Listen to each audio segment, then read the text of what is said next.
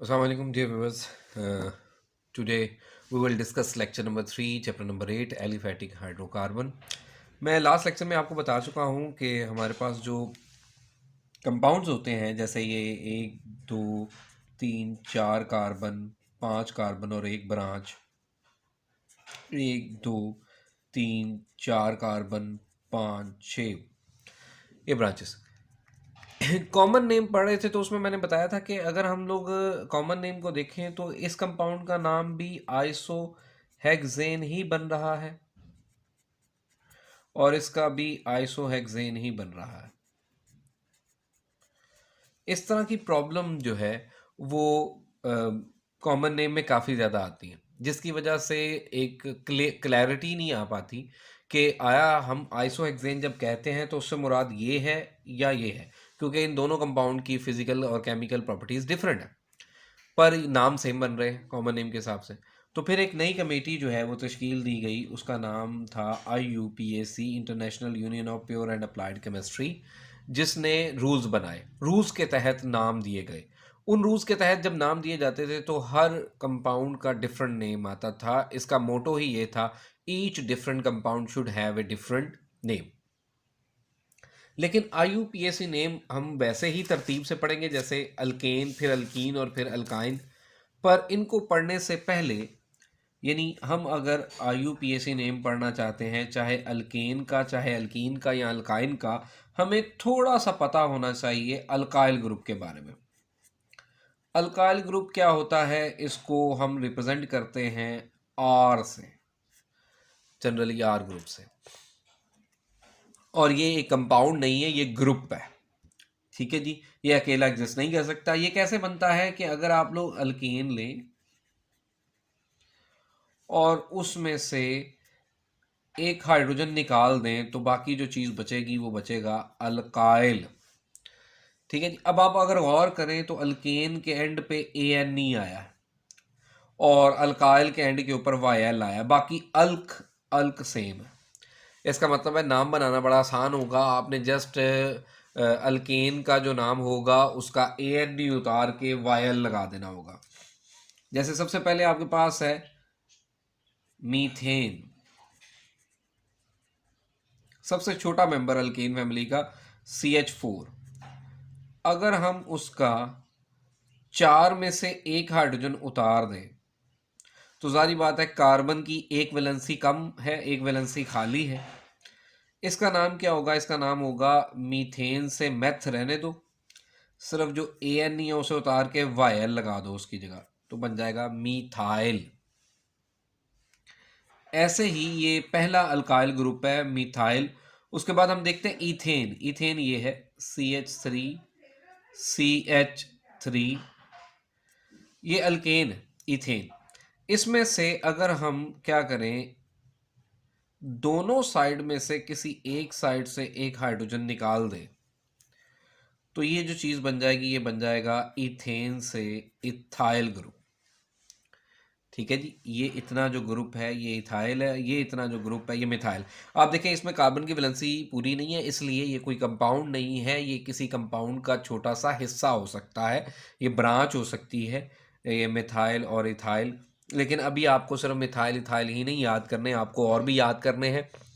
आगे चलते हैं, हमारे पास CH3 CH2 CH3, ये विवर्स प्रोपेन है। प्रोपेन में आपके पास दो तरह की कैटेगरीज हैं। आप ऐसा भी कर सकते हैं कि हाइड्रोजन टर्मिनल कार्बन से निकालें। अगर हम हाइड्रोजन टर्मिनल कार्बन से निकालें तो हमारे पास सिचुएशन ये होगी कि टर्मिनल कार्बन की एक वैलेंसी खाली हो जाएगी, ये वाली। इसे बोलेंगे नॉर्मल प्रोपाइल, नॉर्मल प्रोपाइल। और अगर हम ऐसा करें कि हाइड्रोजन जो है वो दरमियान वाली कार्बन से निकालें, टर्मिनल नहीं, इनर जो है वो कार्बन से निकाले यहाँ से, तो वैलेंसी भी यहाँ पे ही खाली होगी। इसको हम बोलेंगे आइसोप्रोपाइल। तो एक नॉर्मल प्रोपाइल है और एक आइसोप्रोपाइल है। ये आपके पास चार ग्रुप हो गए, मिथाइल, इथाइल, नॉर्मल प्रोपाइल और आइसोप्रोपाइल। उसके बाद आप लोगों ने एक और चीज़ याद करनी है, वो ये है कि अगर आपके पास अल्कीन हो एक CH2 डबल बॉन्ड CH2, इसका नाम है इथीन, अल्कीन है ये। अगर हम उसमें से दोनों साइड से एक हाइड्रोजन निकालें, ये हम लोगों ने इस साइड से एक हाइड्रोजन निकाल दी है, तो इसे बोलते हैं विनाइल ग्रुप। ठीक है जी, अल्कीन इथीन में से एक हाइड्रोजन निकाल दी जाए तो उसकी जो एक वैलेंसी खाली बचेगी, उसके बाद जो ग्रुप बनेगा वो भी एक अल्काइल ग्रुप की तरह का ही ग्रुप होगा, उसे विनाइल ग्रुप कहेंगे। इसी तरह से एक और आप याद कर लीजिएगा, हमारे पास C6H6 है, इसे बोलते हैं बेंजीन। ये उसका स्ट्रक्चर होता है, ऐसे उसमें डबल बॉन्ड होते हैं।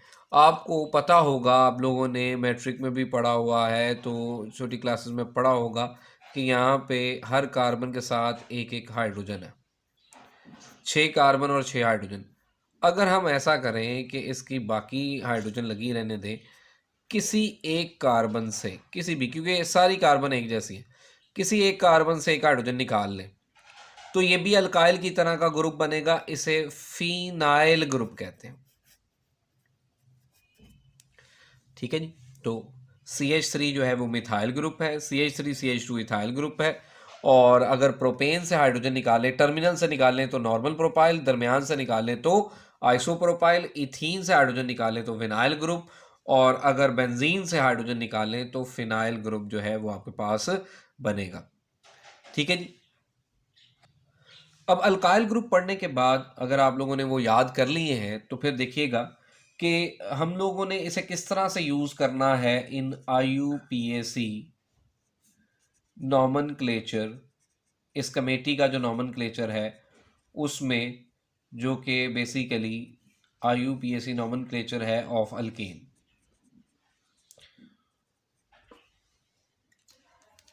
मिसाल के तौर पे आपके पास जो है वो एक कंपाउंड है जिसमें आपके पास मुख्तलिफ ज़्यादा सारी कार्बन है, 1 2 3 4 5 और 6 7 कार्बन है।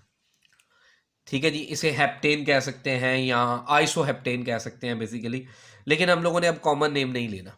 ठीक है, अब हमने IUPAC नेम लेना है। उसमें इसके साथ 3 हाइड्रोजन है, इसके साथ 2 हाइड्रोजन है, इसके साथ 2 हाइड्रोजन है, इसके साथ 2 हाइड्रोजन, इसके साथ 1 हाइड्रोजन है, इसके साथ 3 है और इसके साथ भी 3 है।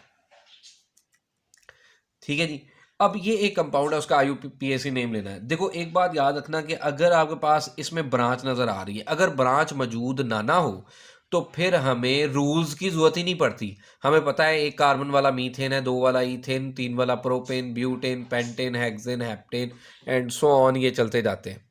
ये ज़रूरत रूल्स की तब पड़ती है जो हम पढ़ने जा रहे हैं जब आपके पास ब्रांचेस मौजूद हों। और जब ब्रांचेस मौजूद होती हैं तो आपने सबसे पहला जो काम करना होता है वो होता है रूल यूज़ करना। रूल में सबसे पहला रूल ये है कि कंपाउंड जो दिया गया है उसमें सेलेक्ट करो longest continuous chain. Select the longest continuous chain.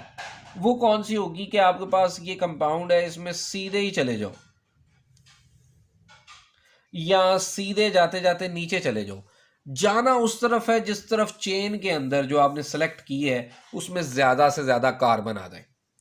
1 2 3 4 5 6 carbon है, 1 2 3 4 5, नीचे आते तो फिर भी 6 थी। जब नीचे भी 6 हैं, ऊपर भी 6 हैं, तो फिर आपको नीचे या ऊपर नीचे जाने की ज़रूरत नहीं है, फिर आप स्ट्रेट चेन को ही मेन चेन जो है वो ले लेंगे।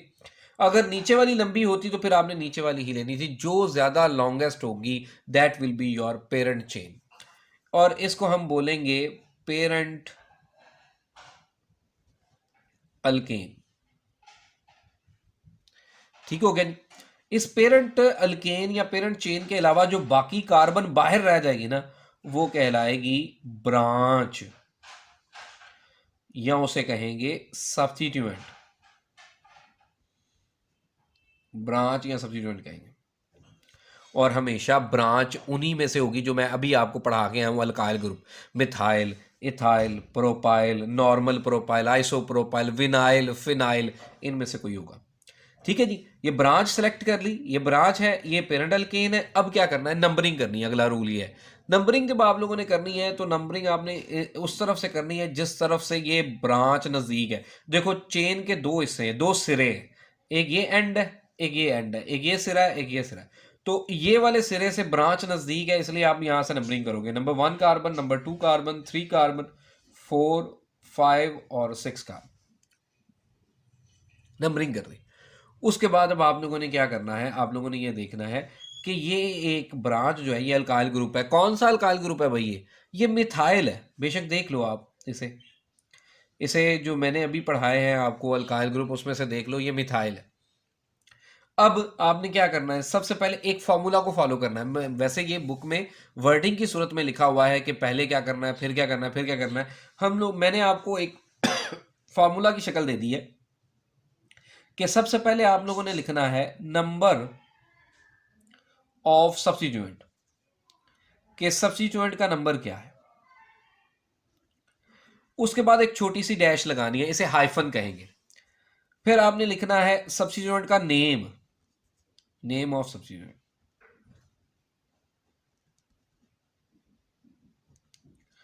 ठीक हो गया नहीं?